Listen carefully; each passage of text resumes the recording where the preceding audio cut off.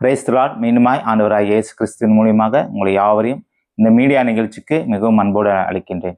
இன்றைக்கும் நாம் தெரிந்து கொள்ளப்பட்டதான வேத பகுதி யாக்கோபு எழுதின நிருபம் 1ஆம் அதிகாரம் 12ஆம் வசனத்திலிருந்து 14ஆம் வசனம் மட்டும் நான் வாசிக்கிறேன். சோதனையை சகிக்கிற மனுஷன் பாக்கியவான், அவன் உத்தமன் என்று விளங்கின பின்பு கர்த்தர் தம்மிடத்தில் அன்பு கூறுகிறவர்களுக்கு வாக்குத்தத்தம் பண்ணின ஜீவகிற இடத்தை பெறுவான். சோதிக்கப்படுகிற எவனும் நான் தேவனால் சோதிக்கப்படுகிறேன் என்று சொல்லாதிருப்பானாக.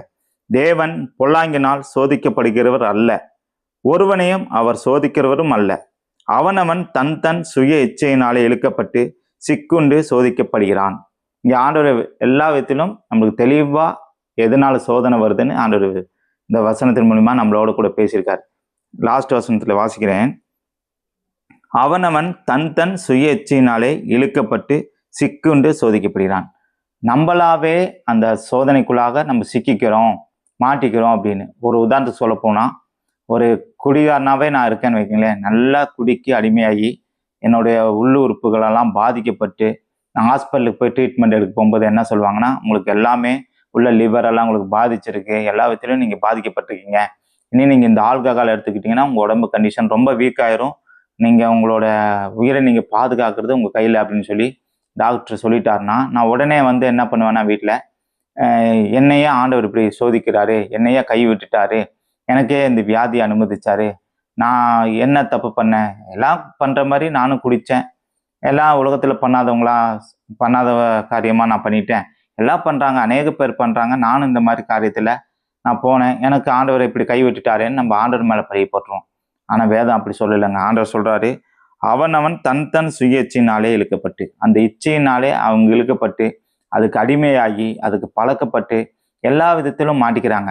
அப்படிதான் இந்த உலகத்துல அநேக பேர் ஏதோ ஒரு விதத்துல, ஏதோ ஒரு பாவ பழக்கத்திலேயோ இல்லை ஏதோ ஒரு காரியத்திலேயோ, ஒரு கேமா இருக்கட்டும், ஒரு ஆன்லைன் கேமா இருக்கட்டும், இல்லை போதை வஸ்துக்களுக்காக இருக்கட்டும், ஏதாவது விதத்தில் அடிமையாகி அதுலேருந்து வெளியே வராம கடவுள் மேல பழிய போட்டுறாங்க. ஆனா ஆண்டவர் அப்படி யாரையும் சோதிக்கிறதுக்கு இடம் கொடுக்கறதே இல்லை. அப்படியும் சோதனை அவர் கொடுத்தாருன்னா அதுல தாங்கி கொள்ளும் பலனை கொடுப்பாருன்னு வேதம் போட்டிருக்கு. மேல வசனம் போட்டிருக்கு, சோதனையை சகிக்கிற மனுஷன் பாக்கியவான். அப்படிப்பட்டதான சோதனைகள் வரும், இப்படிப்பட்டதான பாவத்துக்குள்ளாக நம்ம மாட்ட வேண்டிய சூழ்நிலை வரும். அப்படிப்பட்டதான சோதனையிலிருந்து ஆண்டவர் விலக்கி நம்மளை பாதுகாத்து அதுல சகித்து கொள்ள ஆண்டவர் கிருபை தருவார். ஒருவேளை நான் பழைய காலத்துல நான் அப்படிப்பட்டதான சூழ்நிலை இருந்தானா, ஆண்டவர் அதுல இருந்து என்னை வெளியே கொண்டு வந்து, அந்த சோதனையிலிருந்து சகிச்சு வெளியே கொண்டு வந்து ஆண்டவர் என்னை புதிதா மாற்றுறதுக்கு அவர் போதுமானவராக இருக்கிறார்.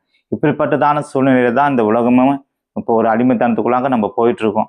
அதனால எல்லா விதத்திலும் நம்ம ஆண்டவர் மேல பழிய போடாம, அடுத்த வசனம் வாசிக்கிறேன். சோதிக்கப்படுகிற எவனும் நான் தேவனால் சோதிக்கப்படுகிறேன் என்று சொல்லாதிருப்பனாக. தேவன் பொல்லாங்கினால் சோதிக்கப்படுகிறவர் அல்ல, ஒருவனையும் அவர் சோதிக்கிறவரும் அல்ல. ஆண்டவர் எல்லா விதத்திலும் நம்மளை இப்படிப்பட்டதான காரியத்துல கொடுத்து நம்மளை சோதிக்க மாட்டாரு. நம்மளா ஒரு குழியில போய் விழுந்துட்டு அங்க நம்ம பார்க்காம விழுந்துட்டு கடவுள் மேல பலியை சொல்ற மாதிரி இந்த காரியங்கள்லாம் நடக்குது. இந்த காலகட்டத்திலையும் அப்படிதான். நம்ம எல்லா தேவைக்கும் ஏதாவது நம்ம வாழ்க்கையில நடக்கிறதான காரியத்தெல்லாம் எங்க பழி தூக்கி போடுவோம்னா கடவுள் மேல போட்டுருவோம். கடவுள் என்னை பார்க்கல, என்னை கை விட்டுட்டாரு, எனக்கு அது செய்யலை இதை செய்யலைன்னு. ஆனா வேதம் அப்படி சொல்லுங்க, எல்லா விதத்திலும் உத்தமனாய் நடக்கிற மனுஷன் பாக்கியவான். ஒருவன் நல்லபடியா ஆண்டவருக்குள்ள இருந்தா அவன் புதிய சிருஷ்டியா இருக்கிறான். வேதம் சொல்கிறது, ஒருவன் கிறிஸ்துவுக்குள்ள இருந்தால் அவன் புதிய சிருஷ்டியாகிறான், பழையவர்களெல்லாம் ஒளிந்து போயின, எல்லாம் புதிதாயின.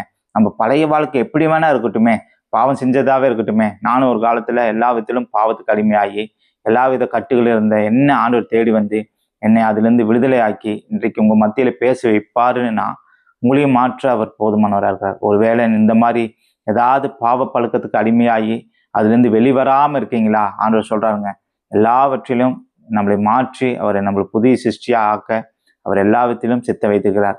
நம்ம அதுக்கு ஒண்ணு செய்யணும்.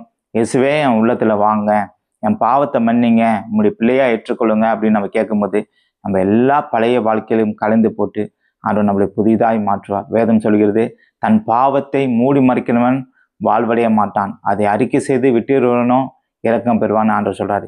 எந்த விதத்திலும் நம்ம பாவத்தை நம்மளுக்குள்ளேயே வச்சுட்டு அதுக்கான சொல்யூஷன் கிடைக்கலையே நம்ம கேட்டுட்டு இருந்தானா எந்த விதத்திலும் நம்மளுக்கு விடுதலை அடைய மாட்டோம்.